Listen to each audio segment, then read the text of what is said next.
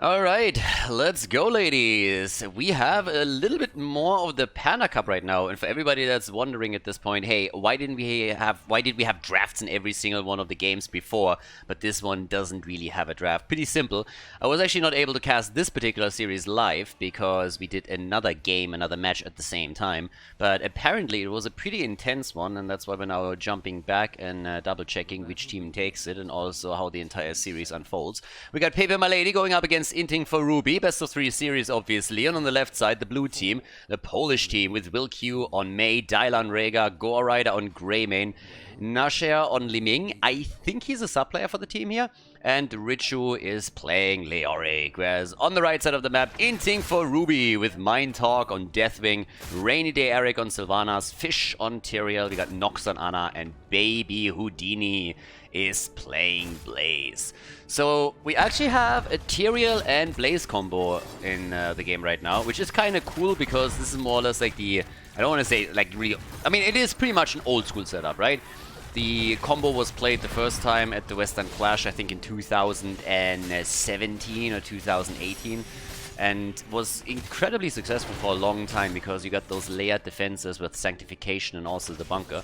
Pretty difficult to break through, and we're gonna have a bit of a look on how exactly it's gonna work for them in this particular series. Inting for Ruby is a team that has made a few waves. Wave is maybe a bit too strong, but they definitely impressed during their performance in the previous qualifiers for the Panda Cup here, which was pretty solid. And obviously going up against Pepe Milady right now, they're going to try and simply continue that trend. At the same time, Pepe Milady is a team that oftentimes find themselves in the top 4 at least of these tournaments, and they've been around for a long time. Now, I think that the Liming player is actually a sub. I say I think because I'm not 100% certain if it's a Smurf account or not. So sometimes you have a player jumping in with a secondary account, but right now, let's see how this is going to work for them. Same time now, up top side, we already have a little bit of drain action going on. Mind Talk is trying to get away from Leo's Drain Hope. And that's of course one of the best tools that they currently have against Deathwing just in general, that Leo can get that percentage damage out. When it comes to talents, we have May again with the Heat Transfer and the Crystallize. There's been a few changes in the way that Mays are running their builds, or at least, well, maybe not change, but variations more so, right? So you're not really just like stuck to one particular build, but this one is still the bread and butter of most May players lately. We also have at the same time on level 4 Triumvirate, so again a little bit of an orb touch into this. But top side, more aggression against Mind Talk as he's trying to hold the lane here. I mean, early on in the game, pretty much they actually stole the camp away too. I saw a couple of heroes over. I gotta be honest, I missed on the minimap that it was Pepe Milady who jumped in to take the camp. The entire time when I glanced at the minimap, I thought it was actually players of Inting for Ruby that were taking the camp.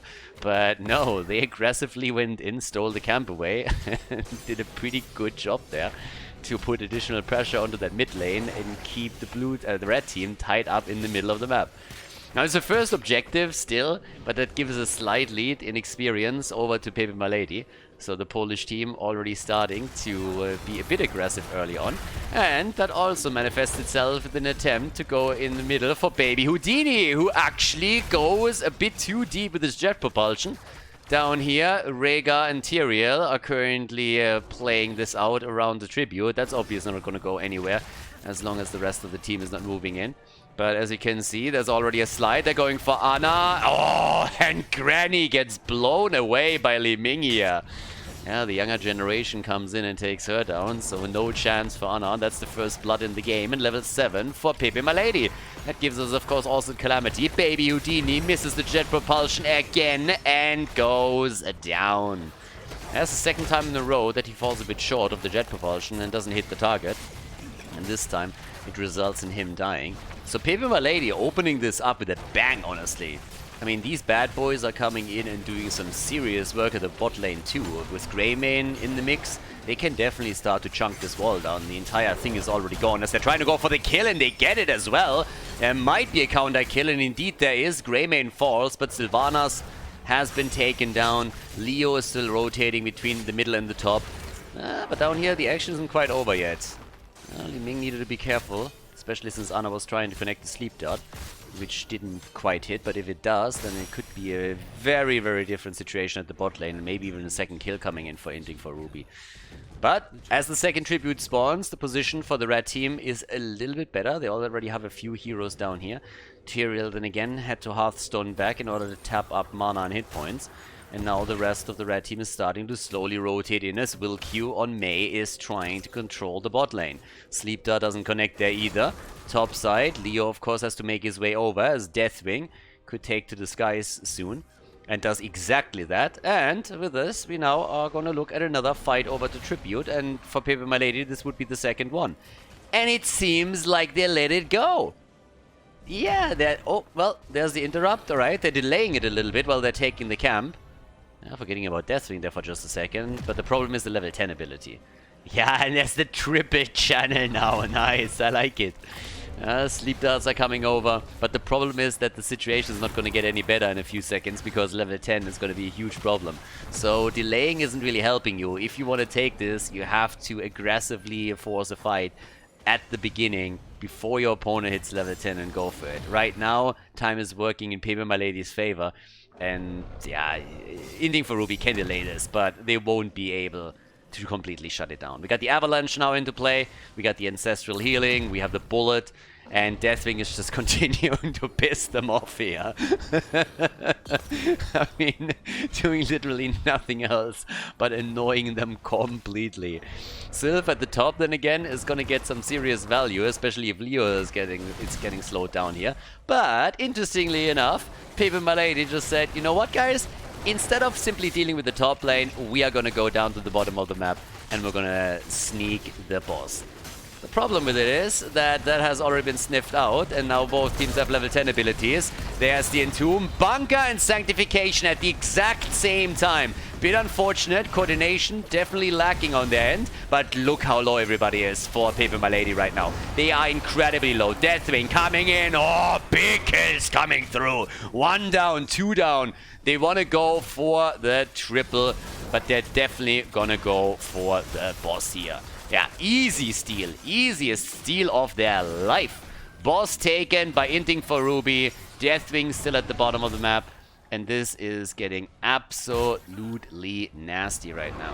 Yeah, let's take a quick look at that last encounter. Deathwing flying in, and I mean, this is pretty much where the shit hit the fan. Comes in, the double kill from Sylvanas. Deathwing is following up, trying to chase Mei down. And then we have the whole aggression centering around the boss, which is easily taken by Inting for Ruby. This time they were Inting for the boss, without even dying. So great execution from them. And really important also to sniff this one out. And we've been talking about Sylvanas a little bit beforehand, so she at least put some serious damage towards the top side, where she nearly dropped that. So talking about dropping. Deathwing dropping out as they're going for the interrupt over here as well. Mei at least did, so Will-Q is trying his best to keep them away from the next tribute. This would be the third one for the blue team. And they still go for the interrupt a little bit longer. The problem is that now Li Ming pays the price for the audacity to dare and interrupt them. And that should finally be a tribute in their favor. Structures then again have fallen at the bottom of the map. The blue team has pushed through, so that tribute comes at a cost. And that's a really nice setup that we have from pepeMLady now, as they're trying to capitalize at least on the macro level when they have to give up a tribute. Of course, there's a couple of forts that are already quite low on the blue team side too. And we're talking about the one in the middle as well, as the push is coming in. Spell protection aura is still there. And with Sylvanas, they can set up a very, very strong attack now. Take that fountain down, maybe get a little bit more. Level 13 talents do certainly help. And there's the kill as Sylvanas goes deep. Rainy day Eric is enjoying the sunshine on Cursed Hollow as he's going in deep. And they're going for a second kill too. Gore Rider is going down as well, just as Deathwing is moving in from the top. pepeMLady still with Leo top side. They were trying to get the level 13 talent, and obviously that did not accomplished in time. So now we have another boss up, or well, the old one that they're still going to try and take here. We have a tribute coming up too, which they're easily going to be able to take. Richu is moving in, sniffing this one out. The rest of the team could slowly move in too, but Greymane isn't here yet. And Leo can't really do too much. I mean, he's coming in, trying to clean out the trash here, but he can't. The janitor is in a bit of a pickle at this point. Waiting for the rest of the team is the only thing that he can do. Sanctification and Bunker are both still up on the other hand, and that's a problem. Alright, there's the Avalanche. Beautiful Avalanche play. Beautiful play. They're still trying to steal it, but they're not able to set it up. And now here comes the Sanctification as both of them had to walk around again. Entomb is already on the ground as they're going for it once more. Sylvanas is the first one to fall. Deathwing is coming in once more as the blue team is starting to lose a little bit more hit points. And it seems like the next skill goes straight onto Li Ming. Here comes Deathwing just toasting everybody. And they're all dead and dying. Rich is about to fall. The explosion. Mad value from Tyrael. What a fight. What an insane setup. And Deathwing just shitting on everybody here. Oh my god. What a battle. That thing just didn't end. That's the last few seconds of it, but holy hell. Now they get the tribute too. What an insane fight. And we had a 5-man team wipe in that encounter. Damn, son. 11 kills against 6 now, but oh boy, what a battle. I mean, the Avalanche itself was fantastic. What we saw from Wilq there was really great. I can promise you one thing. When that Avalanche carried Tyrael and Blaze, the two that are supposed to hold the point, over the debris towards the other side of the boss point, everybody on Inting for Ruby was just like, oh shit. But they were able to buy enough time, move in again, and then coordinate enough to lock that boss in. They are currently at the bottom of the map already prepping for the next objective, and this of course is going to be a Curse Tribute right here. So let's see what else they can pull off with that. Can they get the Curse, yes or no? They should be able to. They're 1.5 levels ahead now, so there's definitely a chance for them to make the play. On level 16 we got the Heretical Forging now after we had the Holy Ground in. Already got the Thermal Protection here, and it is Curse time, baby! Okay, only question that remains is how much can they get out of the Curse? Can they get the key? They're definitely going to try, as you can tell, with the level 16 talent that they already rocked. There's absolutely no reason to believe that they won't be able to get this one. So they're starting to aggressively move in. Immediately a bullet towards Deathwing as he has to jump out. And Nano Boost on Sylvanas. Goes in deep, by the way. There's the Cryo. Reindeer Eric jumping out again. But it's a 5 versus 5 right now. And 16 talent or no 16 talent. The defense of Pepe Milady is a good one right now. But they're still poking. They're still trying to get this. Keep in mind, though, if they can't get the keep here, then this Curse is pretty much a waste. Because there's not really too much else happening. The top lane is getting pressured out by the Siege Giants, and in the middle of the map they can't get too much damage either. There's the Ancestral, keeping Wilq alive. And they get the kill against Li Ming. This is the beginning of the end, possibly, of keep number 1. Leo going in deep, trying to get the kill against Deathwing. Yeah, Skeleton against Dragon. And it seems like Mind Talk has a bone to pick with Leo, if you know what I mean. So now we're going straight up for the keep again. And even with level 16 talents now for Pepe Milady, this isn't looking as if they can save this one. So even after the curse goes down, they are finally able to move in, take it down. Hello. Thank you. That would have been just hilarious if they would be able to get this. But they're going for even more now as they're attempting to hit the second one. And in a 5 versus 4, there's a realistic hope. The problem, of course, is that everybody's low, Deathwing in particular. And Leo is about to come back. Li Ming has already entered the map again. Yeah. Not hitting anybody here, but getting close to it. As we're going for Rainy Day Eric here. And he should still be able to get away. Gets the nano boost too and can easily jump out. What a first game. I mean, this best of 3 series is honestly off to a pretty good start. I like it. Another boss about to be taken. Like, I don't know, I've seen this before. They need to be careful here. So let's see if they're gonna sniff it out again. It doesn't really seem like it this time. They're still busy at the night camp.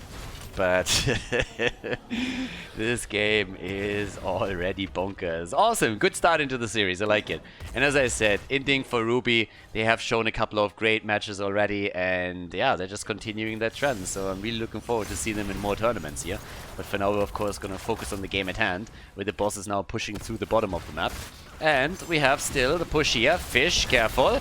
Entomb misses. Baby Houdini was there as well. And they got the Siege Giants to help with the defense as the boss is slowly pushing its way in. Still need to try and set this one up properly. And talking about setting it up, the mid lane has been set up for the red team, which means that eventually that keep in the middle is going to fall if this fight at the bottom of the map is taking long enough. Wilkie realizes that already and is starting to move back towards the middle. They got to defend this, or they're going to lose the keep. And this boss over here will do some damage, but it won't do enough. I can already tell you that much. Also, another problem is, of course, that level 20 is close. I mean, it's one level that they're missing. And that is actually good news for the blue team, because this tribute just spawns in time for a fight on level 16 talents. And if it's not taken by Inting for Ruby, if it's claimed by Pepe Milady, it just means curse. And that would be the ticket back into the game. Pretty easily, too, for Pepe Milady. So if they can get this one, that would be great. Will Q... Yeah, they need to rotate around Deathwing. Deathwing just doing the same shit that he did previously already. And it's just annoying the hell out of everyone. Boss is up too. There's a lot of potential here for the game to completely skip, by the way. If you win a team fight right now, with level 16 talents being the only thing that the two teams hold, take the curse and the boss, you are about to murder, about to crush them. So here's the chance to come back into it. Deathwing already coming in. They're trying to make the play for Leo though, and Richo is low, and Leo is about to go down. He's the first one to fall, but the fight is by no means over. They're coming straight in again for Greymane. Take him apart too, and that's 2 heroes down for Pepe Milady. They are on the run, and they are also in some serious trouble right now. Big commitment to Wilkie. And May gets dropped. And that's not the end of it. Immediate jump over by Rainy Day Eric as he gets the kill. That bad boy is honestly just totally wrecking them here. I mean, look at this chase on May first. And then they're also starting to go in for the final kill against Liming. That only leaves Rhaegar standing. And of course, now it's time to drop their core and take the lead in the series. There's a Sanctification as well. Pepe Milady losing game number 1 to Inting for Ruby, who just absolutely dominate this in the team fights. 17 kills to 6, level 20 now on the board. And this is the end of the first map in the best of 3 series here between these two teams on Cursed Hollow in the 3rd qualifier for the Panda Cup.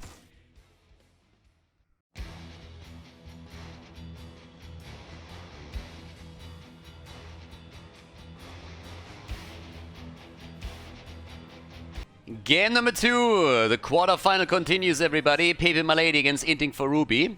Teams have been a little bit sneaky and switched sides on me in game number 2, but I paid attention. So, overlay reflects that already. On the left side, we got Mind Talk on Ophir. We got Baby Houdini on Blaze. I mean, honestly, at this point, he just can simply rename himself, because every single time that the guy can get Blaze, they take Blaze and play it. We also have a Fish on Uther. Uther main tank. Well, they're going full NA on this one. Not quite sure if that's really the right strategy, but well, time will tell. Nox on Deckard Kane. Rainy Day Eric on Tacita. And on the right side of the map, we got Pepe Milady with a Will Q on Jojo. We got Richu on Urel. Nashir on Chromie. Yay! Shut up. And Goa Rider on Vala with Dyla playing Oriel in this game. Party time! Let's get the show on the road here and see who takes it. First of all, top side, Urella's already there. The Space Goat, always terrifying when she goes up against you. And Dyla, in the meantime, is rotating with the rest of the team in the 4-man that they're setting up here between the middle and the bottom of the map. Alright. Off to the races we go. Can they equalize the score? Are we going to get a 3rd game? Yes or no? That's the big question here. Pepe Milady, of course, has the ambition to get a little bit farther in this tournament. Hit at least the semis, if not the grand final. But for now, it's all about Infernal Shrines. They need to win 2 in a row if they want to make it happen. Already a little bit of a lockdown right here, or an attempt at least, with Deckard Kane. Uther, of course, at the front is also providing a little bit more CC with the stun that he has. Went on level 1 straight into the hammer of the Lightbringer over here.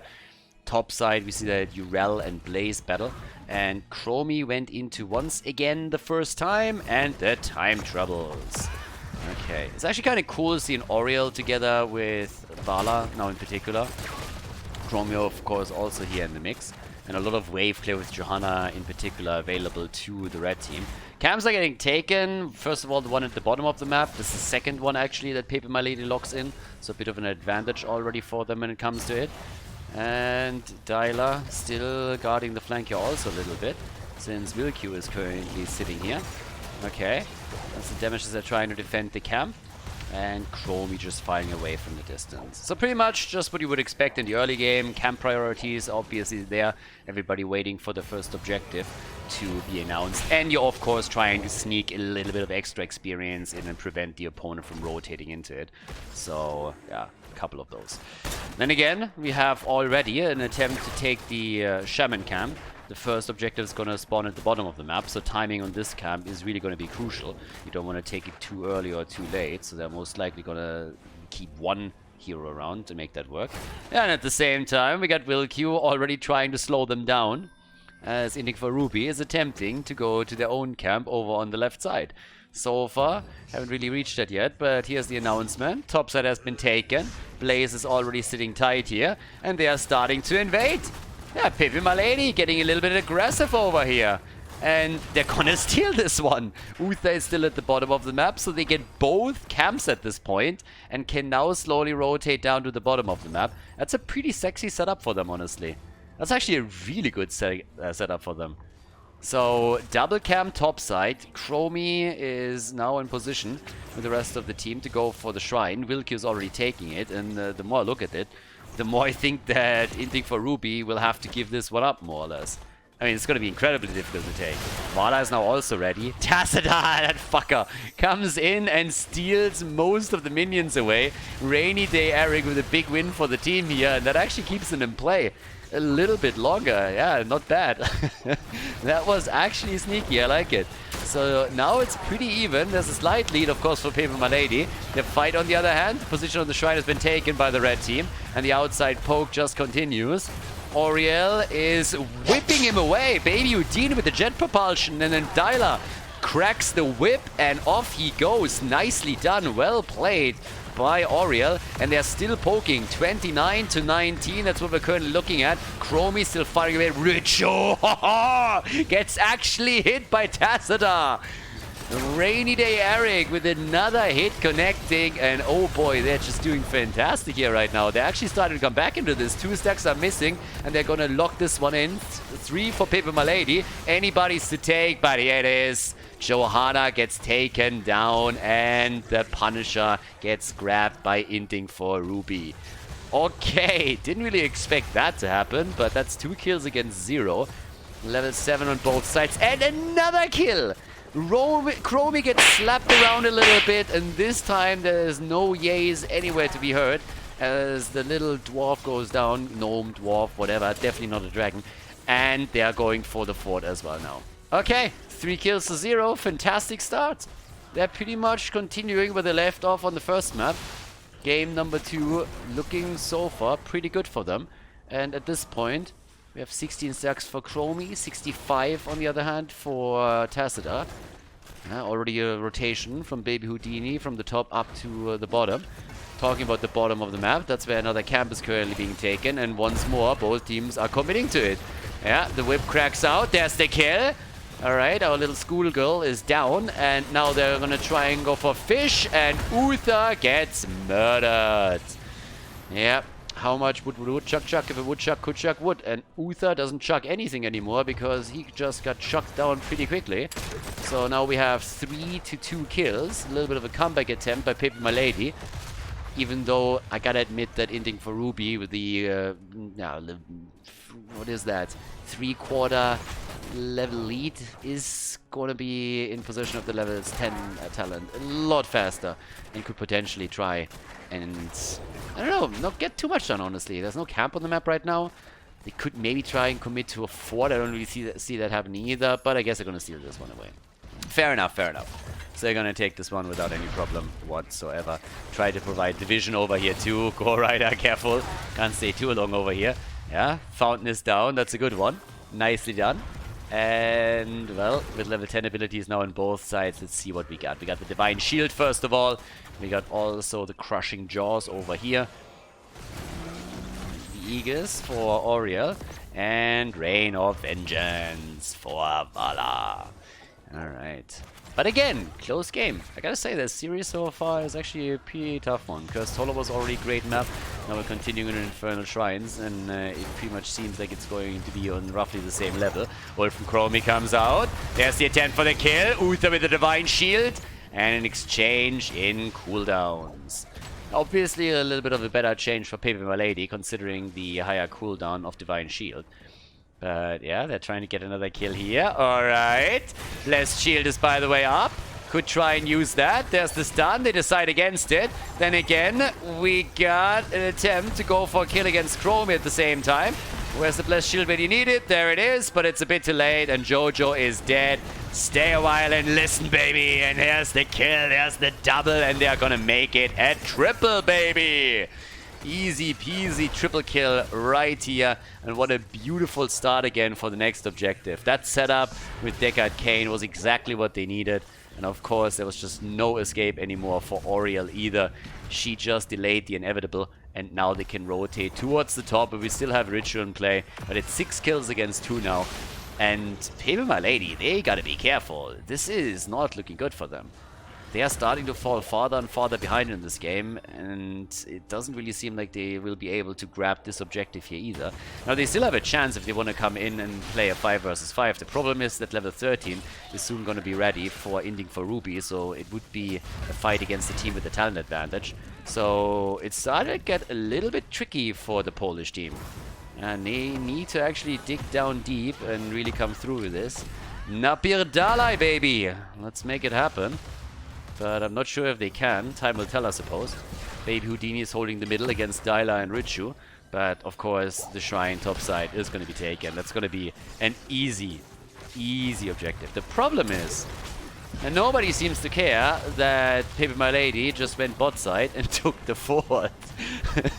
So, it's great that you guys got a Punisher, but you're just losing way too much here. So at least they're responding towards the top. It's a little bit of a late response, to be honest with you, but they're going to get a fort as well. But if it's just an exchange in forts, then they pretty much haven't really gained anything and just delayed it and pushed it to the next objective. Now, with level 13 Talus now being so close for Pepe Milady, they will at least be able to fight an even fight, I suppose. Urel already moved back, did not get this additional wave in the middle. So they're all just trying to make the fight happen up here. Punish has to be baited over, but at the same time the sidewall has already been opened up. Once again, here they come, baiting it deep, trying to get the level 13, and also, of course, attempting to stop them from grabbing their keep. Jet propulsion misses. Yeah, Baby Houdini needs to be a little bit careful. I think he made a couple of beers disappear before that game started. Already, Oriel is down. Chromie is looking for a counter kill. Can't find it just yet. There's the bunker, but it gets destroyed too. And that might actually be a couple of kills against the blue team. They gotta be really careful. Blaze in particular is rather low, and Vala wants the kill, but she's also in incredible trouble, especially with Oriel already down. There's a setup on the left side. The fish is in trouble too. Everybody's so fucking low. What? Chromie comes in, the double kill. Yay! Gets easy hits in, and the defense is looking good. 7 kills to 4. Oriel is back to business, can slowly start to set a few heals up, and they're also going for Orphea, who falls too.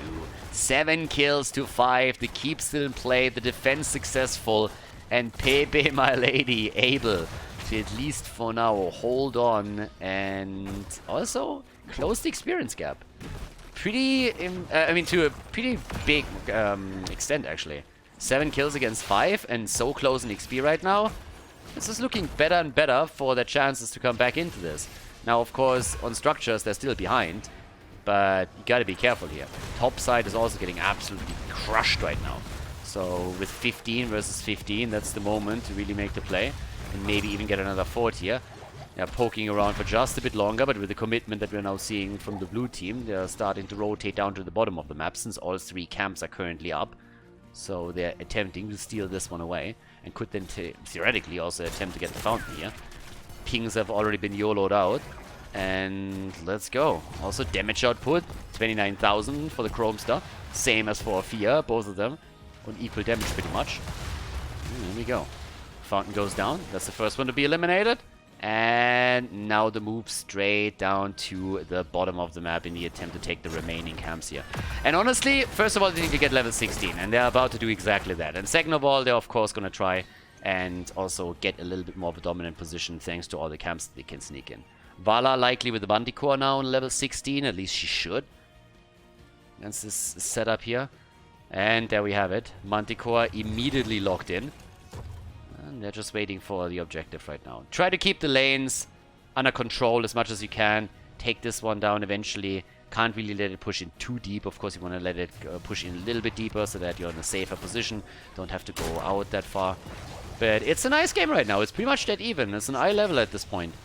Bit of an advantage still in structures for Inting for Ruby, but that one is definitely not over yet. There's still a good chance that pepeMLady can make a bit of a comeback. It really depends on the next few team fights. Blessed Shield, they go for the commitment here early. Didn't expect that, but they're trying to take Orphea down. And here comes the damage attempt. Blessed Shield is keeping Orphea alive. Jojo, on the other hand, is dead as Urel jumps in. Oh, Vala with the big boy kills here.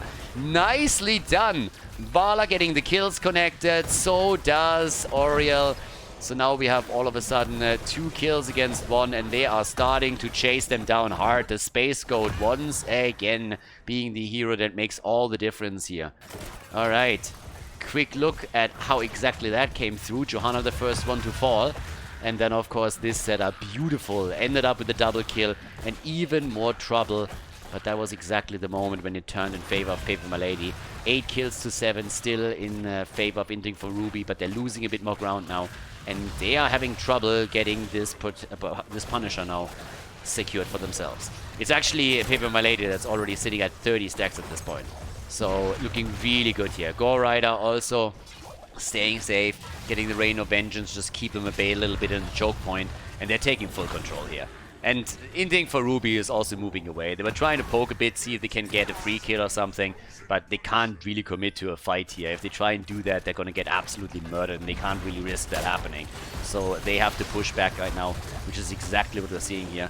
And yeah, off we go. There's the chance to make a bit of a play here once more. Already going through the middle and trying to set this up and destroy another fort. Jumping in the attempt to take Baby Houdini down. Punisher is already going a little bit deeper. Fort is obviously going to fall eventually, and there it goes. But they're trying to get a little bit more out of this, and they get Uther. Uther is dead. And now the opportunity to at least break the wall at the keep, if not get some damage onto the keep itself. With another kill that would be easily available. The Space Goat comes in, they get 1, they get 2, and they're about to get a third. 3 down, and oh boy, they might get the old man as well. Nox is trying to run away here. Hit him with the stick, baby, hit him with the stick. Always hit him with the stick, it's the best thing you can do. But there it is. pepeMLady turning it around, really digging deep in this game and saying, nope, we're not going to fall here. Now they're even going to try and make the play for core. Yeah, it's a 5 versus 2. Death Timers on the other hand, do they really support that? Uther is back in 14 seconds, but they're committing. They got some ults ready again, and they're committing to the core. They want to end this. They want to end this right now. Push this to game number 3, and they might just be able to do that. And indeed, they are. They go in, take the win. Infernal Shrines goes to pepeMLady as they tie the series. The quarterfinal here at the 3rd Panda Cup qualifier, and push Inting for Ruby into the 3rd game.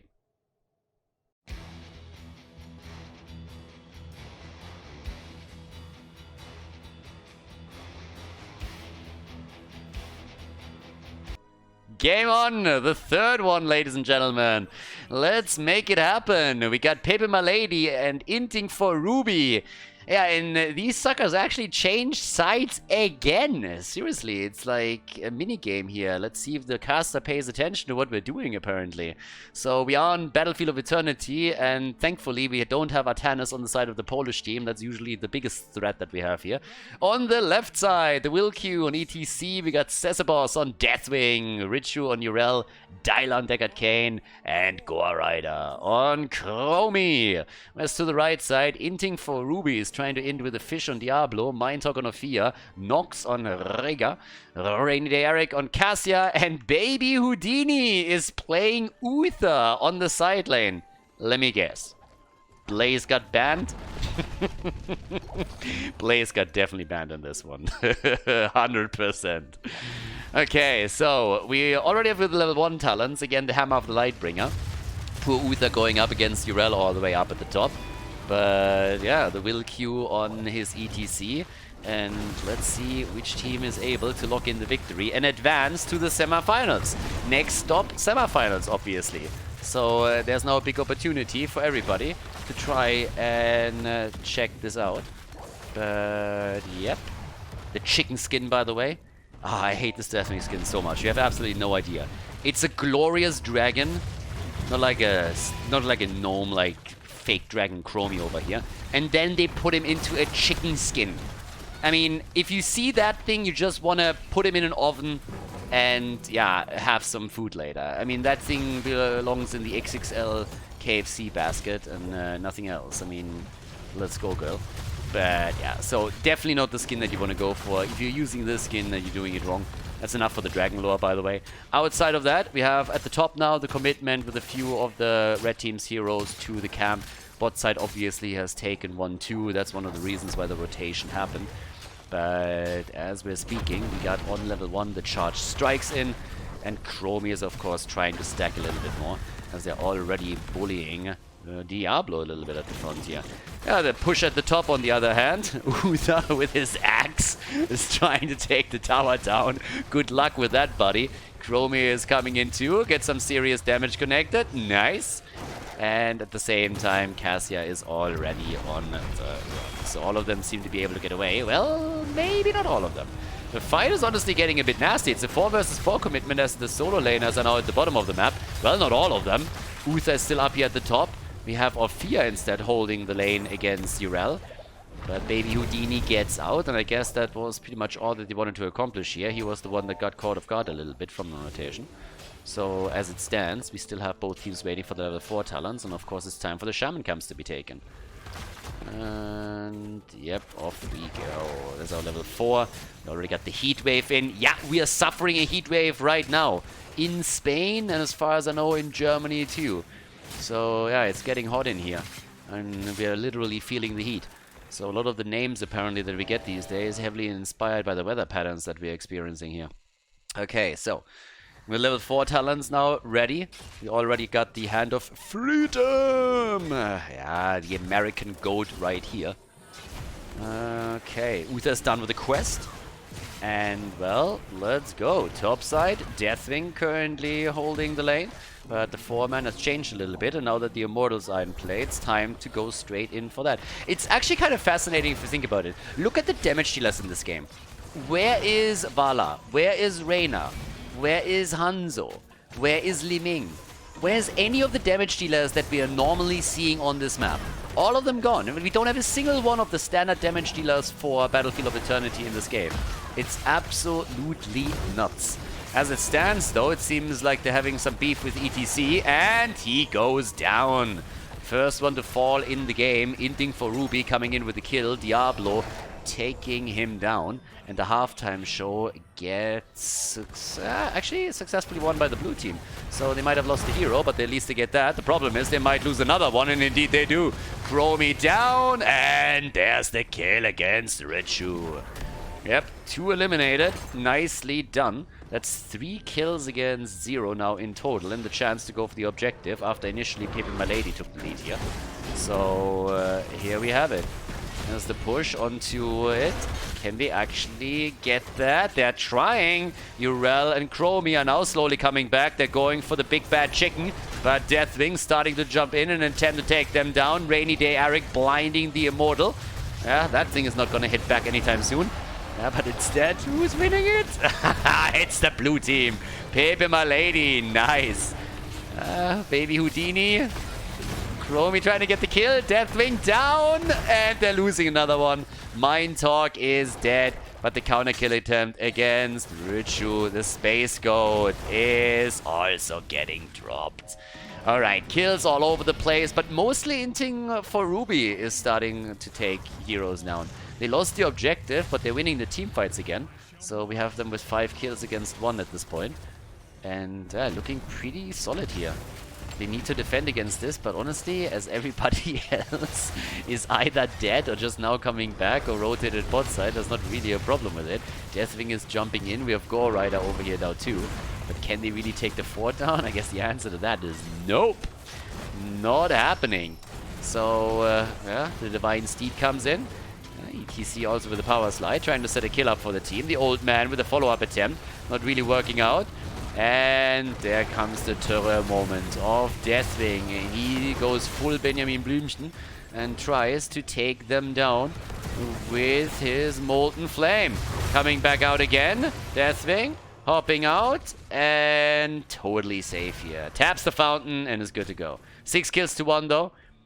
Kill against ETC, of course, still hurting them a little bit, and that also leads to more experience for Inting for Ruby. Deathwing comes in again. Should be very careful. He's incredibly low already. And yep, there we go. Chromie, and well, she goes down. Gets slapped around a little bit. Yay! But we know she likes that. Chromie is kinky that way. Kinky. Indeed. So, 7 kills against 1, and I gotta say, Inting for Ruby might have lost the objective, but they are doing fantastic when it comes to team fights. With all the CC that they're running, they are getting some serious kills in. They got Uta for the stun. That's something that he can provide as the second support that obviously offers them also a whole lot of sustain. And we're always talking about what he brings to the table in terms of CC and sustainability. Can try and hold the side lane here, but let's not forget that he is a support, so you have a double support in every single fight, and if you can keep your damage dealers alive, then they can go just way deep and really try and do some damage here. So up towards the top, we have currently the Will Q sitting tight. Nox is also starting to move around, and over here the camp gets taken again, but the level 10 is already in the hands of Inting for Ruby. Momentum! That's what we're looking at here. The level 10 allows them to get an easy halftime show. No problem with that. Will Q is still sitting around here though. He needs to be careful. A good combo and he might be toast. We got Bloodlust on Rhaegar too, so there is definitely a lot that they can do with this. Cesabos on Deathwing, still sitting tight here. Comes in, jumps forward, but the halftime show has already been successfully secured by Inting for Ruby, and now it's just a question of whether or not they're able to win the whole thing here and walk through that lane with the Immortal. So, defense or attack, that's the question, and they're trying to go for the aggression this time. Deathwing is coming in again, already attempting to get a good position here. They're trying to go for the Immortal. Careful. Funneling through the choke point here a little bit. Deckard Kane is attempting to control it. Hits 3. Deathwing going deep for it. Trying to make the play. Straight into range of the tower. Gets the ult through on the other hand. That might actually be a kill. Bloodlust is already out and they're trying to turn it quickly. But that doesn't really work. Not just yet. Apocalypse is already being used and they're going in for the big boy kill against ETC. But once again, Will Q goes down. Nicely done here by Inting for Ruby as they take the main tank apart, jumping in to also try to eliminate the side laner. Cesabos again with the Molten Flame, but doesn't connect with anybody and is not able to get some serious damage out just now. Yeah, a lot of heal is ready, and 19,000 damage doesn't really sound like a lot. Cassia and Orphea both hold 19k, if you compare it to the 26,000 and 21,000 that we have on the other side. But with the supports healing pretty much everything out over here, it's no problem at all, and the objective gets secured. So now the opportunity to take the first fort in the game down. And this is game 3. I mean, again, quarterfinals have already been reached, so that's quite a few points for the teams to accumulate these points for the final tournament and the seeding. But if you want to go a little bit deeper here, you need to win this map. Semi-finals, yes or no? That's the question. This is a single elimination system. There's no double elimination, no loser's bracket here. So this is your only chance. Cleanse comes out. Cesabos again, jumping out. But already Orphea, chomp, chomp, chomp, trying to get the ult through. And yeah, top side, we have Urel completely ignoring Uther. She's not interested. Comes in and just drops the fort. Uther can't do anything about it, if we're honest here for just a moment. Has absolutely no chance there. We have now the move down at the bottom of the map, and Bloodlust is ready again. So theoretically, they could even push this past the fort and try to get kills. Urel is on the way though, so that's going to be a nasty flank. They're actually sniffing that out too, so she doesn't really catch them by surprise. Uther has called it out, but the fort doesn't fall. So, yeah, fort actually does not go down, and, well, gives them a good story, huh? So overall, we have another camp already taken, not waiting for the next objective with this one. Yeah, take it quickly. And let's see if they can get a little bit more done, because there's only the side camps up right now. And that's where we are seeing Pepe Milady busying themselves, claiming another Khaldor camp. 13 talents already. And again, the tidal waves, as we don't need the shield to get the Ancestral through. Again, the attempt for a slide. Party time, baby! Oh yeah! But Will Q gets murdered. That mosh pit didn't do anything for them. Mosh pit gets shut down quickly. Good coordination from Inting for Ruby. The immediate focus on ETC, and Will Q is just getting bullied. Honestly, with how much beef Inting for Ruby is just dropping this game, it seems like they are trying to open up a burger joint. These guys are absolutely crushing the cow whenever they can. I mean, here you can see it. Will Q comes in from the side and sets the mosh pit up, hits actually 3 with it, and they simply bully him within seconds, so no chance for him to do anything. There's honestly where you need the Uther Divine Shield. That would have been a holy cow par excellence. Would have been fantastic. So now we got 1 kill to 9. Deathwing comes in again. They're trying to go for the fish. And they're gonna get him. Yeah, Dibble's down.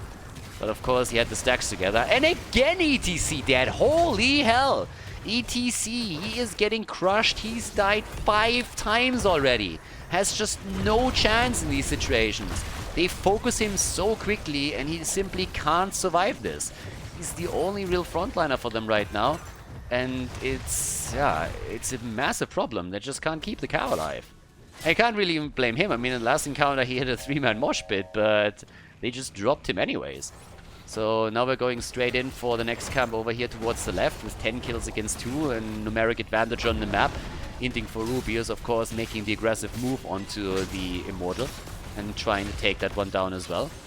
Already there, says the boss, sitting at the side, jumping in the attempt to put pressure onto Diablo. Let's not forget, he actually lost his stacks, so it's only on 20 souls. Therefore, the hit point pool heavily reduced here. But, well, what else can they do with this?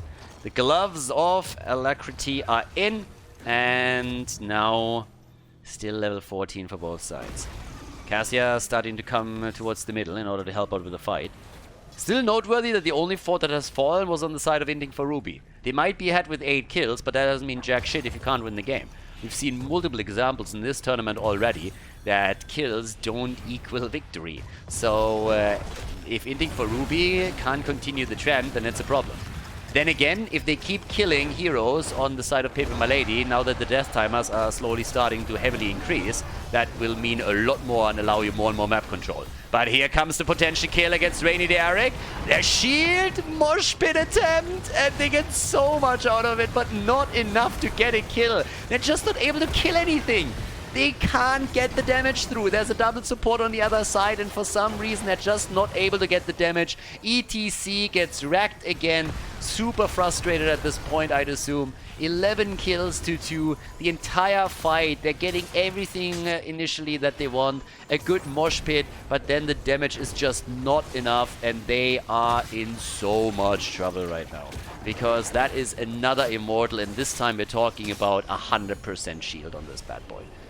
This one is going to hurt. It's going to move through the top lane. They're already trying to take the waves down, but this is pretty problematic. There will be level 16 too. Okay, Urel still trying to push this one out. Doesn't get sniffed out. Immortal is already on their way. And there's the level 16 talent too. Yeah, they need to come in with the Immortal as soon as they can. Right now we have Martial Law for Cassia. And we got the Earthgrass Totem plus the Benediction over here. Alright. Obviously the fort is gone. Duh. That fort is 100% going to be eliminated.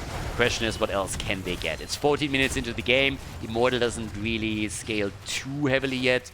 But it's slowly getting there. They might be able to get some damage on the keep. If they get a kill, then of course they can do even more. Still a bit questionable. But, yep. Here comes the attack. Oh, talking about getting a kill. Chromie goes down right away. 16 talents are ready for Pepe Milady now too, but the question is, does that really help them? because now that the shield is gone on the Immortal, it transitions over into melee mode and moves on to the keep right away. And that thing is just chunking the hit points down. There's just no chance that they're gonna save this one. That keep is toast. Deathwing is also starting to lose his HP, so he needs to be careful as well. And with the keep gone, they're not going too deep yet. 16 versus 16. Yeah, they're trying to see if they can maybe snack another kill up, but it's not helping yet. Okay, so right now we're having them move down to the bottom of the map, trying to get the 4-2. No problem here. Catch this one easily. Does Immortal do damage? Yes, 96 on the core, so 4 percentage point lost. And off we go. At this point we have more camps on the map and they're gonna try and take them. Damage output, by the way, 46,000 for Chromie. 52,000 for Chromie, 46,000 for Orphea. They're both the same height, so I mix them up sometimes. 54,000 for the Dragon, and 45k for Cassia. But yeah, it's the double supports that we have over here that really make all the difference. Talking about supports, we have actually all supports in the game so far without a single death. Deckard Cain, Rega, and Uther all haven't died once. Same is also true for Cassia, by the way. And here's the push down at the bottom of the map once again. You gotta give some credit at least to Pepe Milady. They are still incredibly close in experience, so that is more than a bit impressive if you consider how this game has been going so far. There's a 10 kill gap between the two teams, which is kind of nuts. You can take a bit of a look at the experience actually. So if you have a quick look at this, look at the minion experience. Look at this massive, massive gap in minion experience for the two teams. It really shows that Pepe Milady has done a much better job of catching the minion waves. They are 5,000 ahead over here, which makes up for pretty much all the difference in hero experience right here. So yeah, this is actually huge. So very, very good job by Pepe Milady, but of course still it hurts them a lot that they are not able to really kill anything. And they need to change that quickly. Now we're entering a part of the game where the Immortals are starting to get stronger and stronger and stronger, and if you lose another one right now, that thing is going to start and chunk you down hard, and you can't really afford to lose another keep here either. So it's 18 versus 18 and a half. But here we go. There's the attack as they're starting to come in. So they're supposed to on the left side. There's also the attack as we see them go for Dibbles again, who gets the quest together. Paw comes out and they want to kill, and Urel makes it out. Urel makes it out. Instead they're focusing their attention onto the dragon now. Says the boss might actually fall. Oh, can they get the kill? Yeah, they can. The chicken is dead. Nicely done. And rumor has it that if you kill one Deathwing, that can supply the demands of the KFC joint for at least half a year. So that's already a lot of food that they just got there. So nicely done. The chicken down, and with that, 13 to 12 kills now. I mean, so the story just continues. From the get-go, it was Inting for Ruby getting the kills here, and Pepe Milady just desperately trying to somehow find a foothold in this game, and it's just not working out for them. They don't seem to have a chance in these team fights. It's just not possible for them to get any kills right now. They don't have the damage that they really need with this. Chromie is not able to get enough damage out to contest what the two supports are healing, and they need an additional damage dealer. They have pretty much 3 frontliners if you think about it, and it's just not enough. There's another mosh pit, and Will Q is about to die again, barely makes it out this time. Everybody is low, including Fish, but he still seems like, oh, actually with a slide now, he's gonna go down. Yeah, that was a good move by Will Q. Locked it down for Chromie to get the damage in, and at the end it was actually the Immortal that eliminated him. So 13 kills to 3. Maybe now an opportunity? But Dibbles is back. I mean, Dibbles is back already. Granted without stacks, but hey, still. And of course, the top lane with the catapults is pushing even more, which is another problem in and of itself. Pressure play down at the bottom of the map here. In the meantime, as they're trying to make another play for the next Immortal here. Damage is coming through. They're trying to get the kill set up. And there's the double. Dibbles and Urel both down. They're trying to go for the Immortal here. It's so low already. The entire blue team is in the choke point. If they can get some damage in right there, they can yeah, and there we go. Exactly. That's the ult that we've needed. A bit more lockdown, and that could have been a kill or two. But now with 19, nearly level 20, they're starting to make their way over, and this is just looking better and better by the second for Inting, for Ruby. They have a huge opportunity now to make it to the semifinals. There's definitely a chance that they go all the way at this point to the next round of the tournament. We got Hellgate in, we got the Eldritch Conduit, Gladiators Washout, the Titan's Revenge, and Bulwark of Light. Which is still a little bit insane. I mean, honestly. That is just an insane talent. We don't really get to see it all that often. It's not like Uther is meta or anything. So now we have the wall broken through, easy peasy. And that's a pretty solid talent, by the way, to end.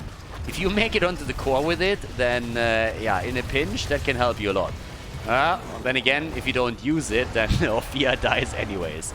She might not be the only one. Uther is also dead. Why use the Divine Shield, right? You can save it for another moment. Yeah, save it for when you really need it. 3 heroes down.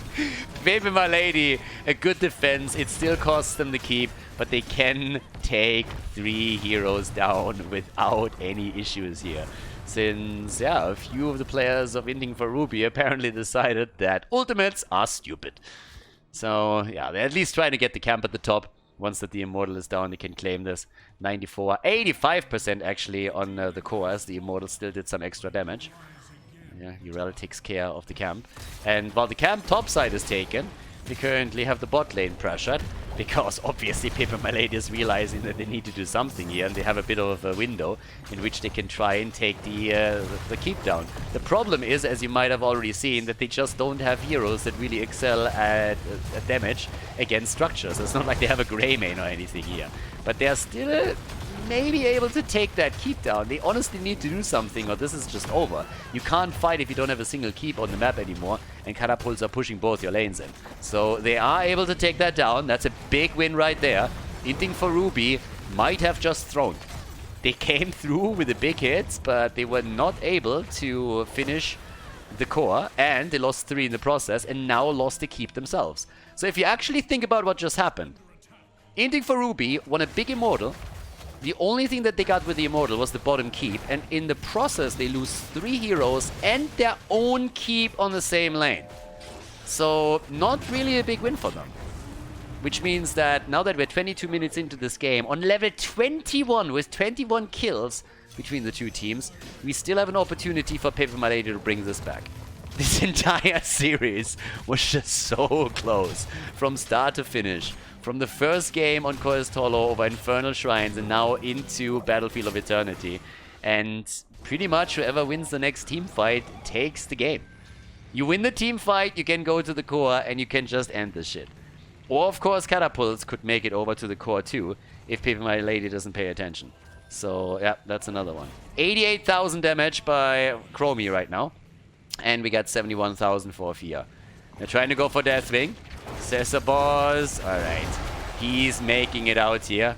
But yeah, got caught a little bit unaware at this point. Immortals are now both on the map. Pepe Milady is pushing the top lane out in particular. Yeah, they need to try and take that catapult. 23 minutes into the game, catapults are hitting like trucks. So you gotta be really careful. If they make it onto the core, you're just toast. That's Winian territory that we're talking about here. And it's time for the Immortal. Let's go for the race and let's see who can take it. Already the hits keep coming. Bot lane is going to be a concern for Pepe Milady. That one's going to push in aggressively with even more catapults now coming in. Deathwing drops down. They're trying to go for Eric. In comes the ult on Uther. And the jump onto Baby Houdini. And that's the end of Uther right there. The big lead all of a sudden for Pepe Milady. But they're a little bit careful because already Deathwing is losing even more hit points. And is in trouble and goes down as the schoolgirl eliminates him. Mosh pit and a second kill. And we are looking at the opportunity to come back in this game. But we also have 2 catapults already in the core. And I told you, these things are hitting like trucks right now. Someone has to go back. Urel is trying to do it in order to save the core. Catapults are still firing away. 76 at this point. Chromie comes in. And we have the core at 76 as everybody retreated. And it is Inting for Ruby with only 3 heroes on the map that are able to win the halftime show. Now, Fountain gets immediately pinged, go back, tap the Fountain, back into the action, wait for the rest to come back. But of course, Pepe Milady is now desperately trying to lock that Immortal in. You cannot lose this one. Can't lose it. They're starting to go in. They're making their plays here. Poke is coming from Rainy Day Eric as he's slowly starting to see if he can maybe get something done. Fish is sitting there, trying to go for the flip. Gets one in, but is not able to go for the double stun at this point. They're trying to take Diablo down. The problem is that Baby Houdini is back to business now too. Comes in immediately. 5 seconds until he has his ult back. They're trying for Diablo again. Dibbles is down. Pepe Milady, all of a sudden they're getting the kills. All of a sudden they are getting the kills in the game. And Diablo is down for the count. 5 versus 4 situation that are fighting right now. Will Q is low on the other hand. And the Immortal, here comes the Bloodlust as they're trying to come in once again. Nox is low and runs away, but the kill against Chromie. ETC's dead, the Death Mosh. Uther is dancing. And Urel is also dead. 2 still surviving it. 2 versus 4. And it's Inting for Ruby that is just cleaning house over here. Holy hell. What a setup. They're going for the objective. The core is taking more damage. 4 catapults now on it. Drops down to 49, 44, 40%. And this is more or less lights out. The objective is taken. This has to be game. Pepe Milady, they really did an excellent job in the late game to try and save this game. But right now, we have Inting for Ruby on their way to victory as they are about to lock in the second win in the best of 3 series and advance to the semi-final. They're not letting the shield recover here. They're already starting to take it down without the Immortal even being present. Either the players or the Immortal are going to end this. This game is definitely over. Great performance by Inting for Ruby, and they are able to take the win on Battlefield of Eternity and advance to the semi-final of the 3rd qualifier of the Panda Cup.